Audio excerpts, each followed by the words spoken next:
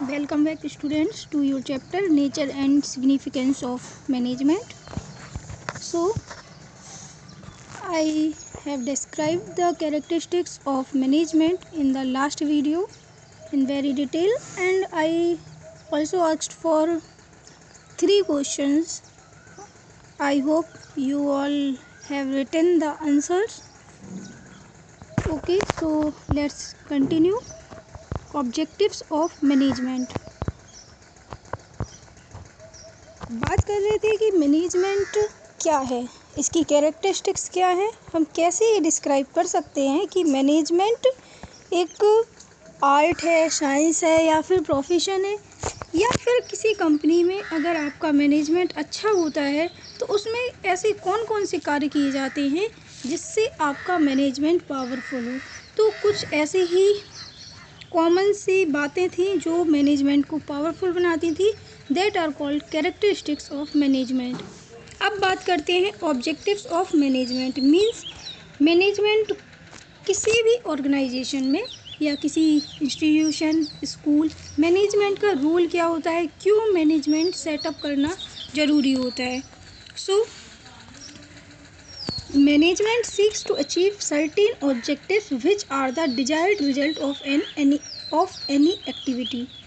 Management का simple सा function होता है या ये बोले उद्देश्य होता है कि उसको हर कंडीशन में अपने ऑर्गेनाइजेशन के गोल को अचीव करना है और उसको जो रिजल्ट वो एक्सपेक्ट कर रही है कंपनी, वो रिजल्ट उसको मिले। They must we drive from the basic purpose of the business. Management का सीधा सा मीन्स है कि आपको जितना ज़्यादा प्रॉफिट होगा, मीन्स आपका अगर गोल फुलफिल हो रहा है, आपका पर्पज क्लियर हो रहा है तो आप प्रॉफिट कर लेंगे। और प्रॉफिट जब किसी एक्टिविटीज़ से हमें मिलता है तब हम उसको क्या बोलते हैं, इकोनॉमिक एक्टिविटी। और इकोनॉमिक एक्टिविटी हमारी किससे रिलेटेड होती है, बिजनेस। या बिजनेस जो होता है वो क्या है, एक इकोनॉमिक एक्टिविटी है। In an organization there are different objectives and management has to achieve all the objectives in an effective and efficient manner. किसी भी ऑर्गेनाइजेशन में ऑलरेडी हम लोग डिस्कस कर चुके हैं कि हर ऑर्गेनाइजेशन का जो एम है, गोल है, वो डिफरेंट होता है। उसके कुछ फंक्शंस डिफरेंट हो सकते हैं, लेकिन उनमें एक चीज़ कॉमन होती है कि उनको अपने उद्देश्यों को इफ़ेक्टिवली एंड एफिशिएंटली अपने गोल को अचीव करना है। Objectives can be classified into organizational objectives. Objectives को ऑर्गेनाइजेशनल ऑब्जेक्टिव्स में, सोशल ऑब्जेक्टिव्स में, पर्सनल और इंडिविजुअल ऑब्जेक्टिव्स में डिवाइड किया जा सकता है। तो पहले बात कर लेते हैं ऑर्गेनाइजेशनल ऑब्जेक्टिव्स क्या होते हैं। Management is responsible for setting and achieving objectives for the organization. It has to achieve a variety of objects in all areas the interest of all stakeholders including। Organizational objectives क्या होगा कि आपका जो गोल है, management का सबसे बड़ा उत्तरदायित्व तो ये होता है कि वो ऑर्गेनाइजेशन के गोल को, जो प्री डिटरमाइंड गोल सेटअप किया गया है, उसको हर संभव प्रयास से अचीव करे, उसको प्राप्त करे। उसमें चारों तरफ के एरियाज इन्वॉल्व हो सकते हैं कि अगर कोई लक्ष्य है कि आपको बेटर एजुकेशन प्रोवाइड करना है, आपको एक मैनेजमेंट की ज़रूरत होती है, डिफरेंट सब्जेक्ट्स के एक्सपर्ट टीचर्स को अपॉइंट करना है, उनसे सिलेबस टाइम पर करवाना है। तो ये कई सारे फंक्शंस हैं जो ऑर्गेनाइजेशनल ऑब्जेक्टिव्स को क्लियर करने के लिए या उसको कैटेगराइज करने में हेल्पफुल होते हैं।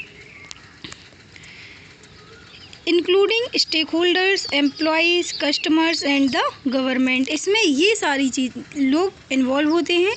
The main objective of any organization should be to utilize human and material resources to the maximum possible advantage to fulfil the economic objective of a business.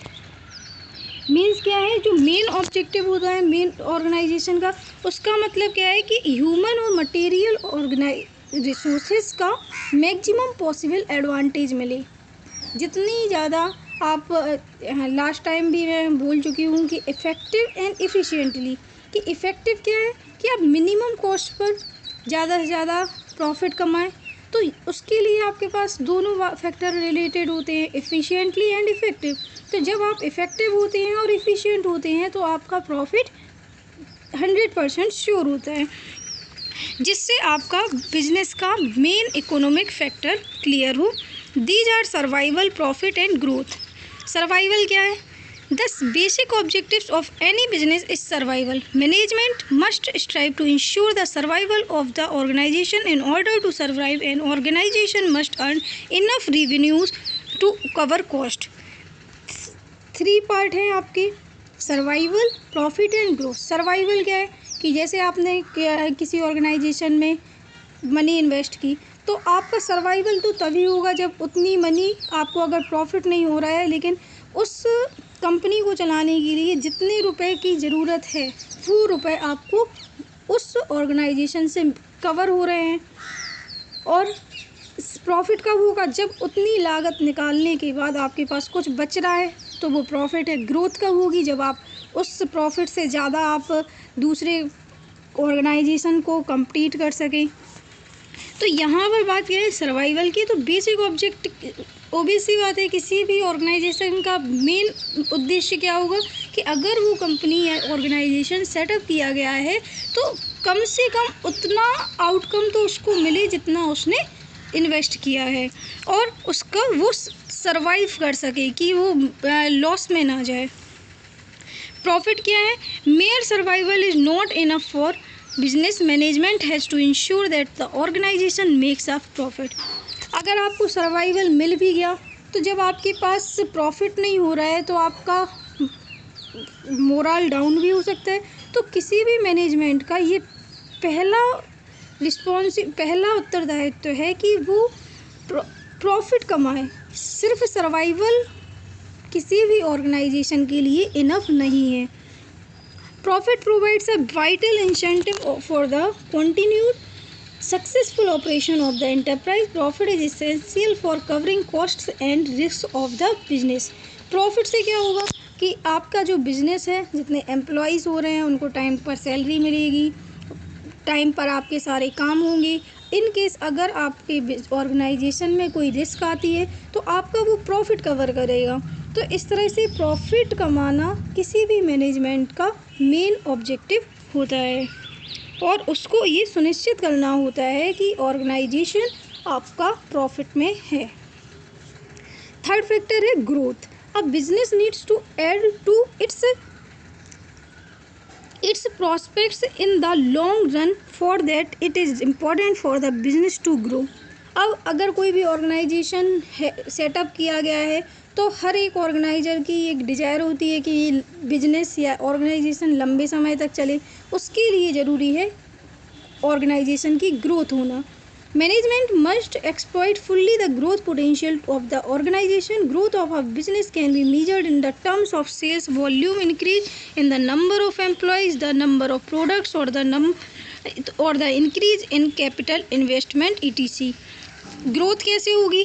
आपकी ऑर्गेनाइजेशन में पहले अगर 10 एम्प्लॉयज़ हैं, आप 20 कर दें, 30 कर दें, तो धीरे धीरे अगर एम्प्लॉयज़ बढ़ते जा रहे हैं, कैपिटल मनी में इन्वेस्टमेंट ज़्यादा होता जा रहा है, जो आपकी सेल थी पहले, प्रोडक्ट्स जितने प्रोड्यूस हो रहे हैं, ज़्यादा यूनिट्स में प्रोडक्शन होना स्टार्ट हो जाए, तो इस तरह से जब आपकी कंपनी बढ़ती है या ऑर्गेनाइजेशन का विस्तार होता है तब हम उस फैक्टर को रिप्रेजेंट करेंगे ग्रोथ से। तो ये भी ऑर्गेनाइजेशनल ऑब्जेक्टिव होता है। There can be other indicators of growth. इसके अलावा और भी फैक्टर्स हो सकते हैं जिससे आप अपने ऑर्गेनाइजेशन की ग्रोथ को शो अप कर सकें। तो ये 3 फैक्टर थे हमारे ऑर्गेनाइजेशनल ऑब्जेक्टिव्स में, सर्वाइवल, प्रॉफिट एंड ग्रोथ। अब बात करते हैं सोशल ऑब्जेक्टिव्स क्या होते हैं। It involves the creation of benefit for society. अब ऑर्गेनाइजेशन का काम क्या है कि अपना फुलफ़िल तो करना ही है, अपने लिए प्रॉफिट कमाना है, लेकिन समाज की के प्रति उसकी क्या जिम्मेदारी है। तो इसका सीधा सीधा इम्पेक्ट है कि समाज को भी उससे बेनिफिट मिले as a party of society, क्योंकि वो भी एक समाज का अभिन्न हिस्सा है।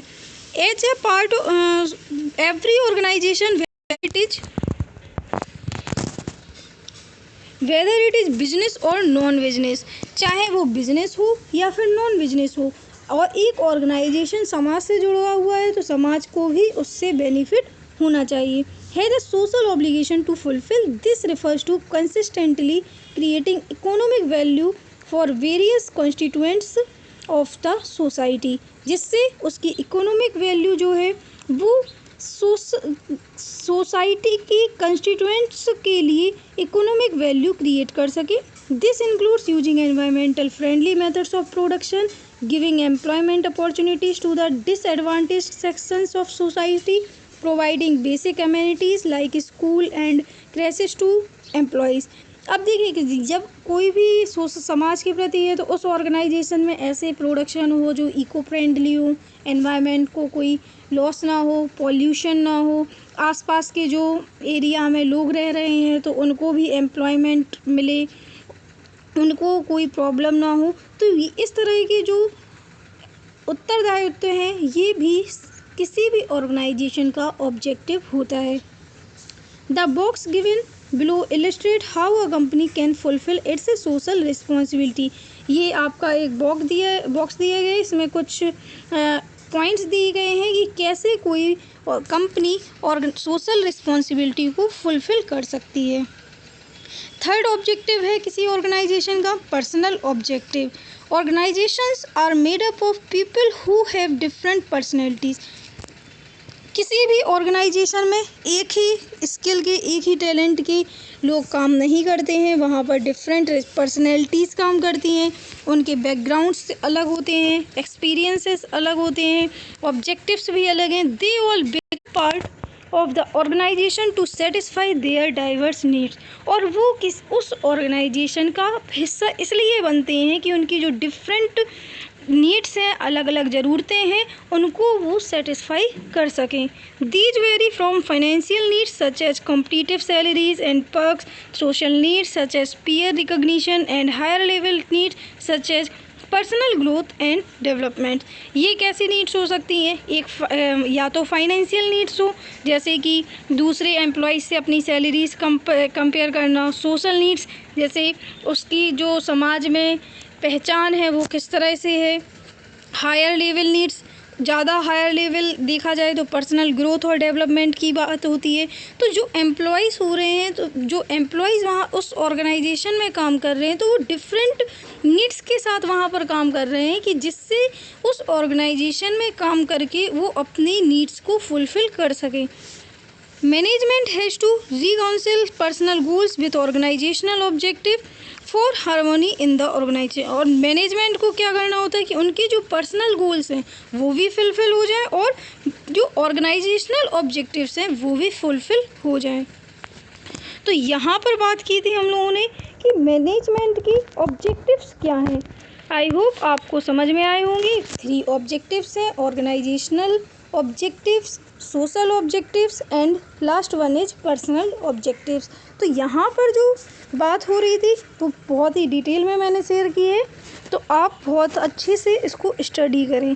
नेक्स्ट वीडियो में हम बात करेंगे importance of management. Thank you.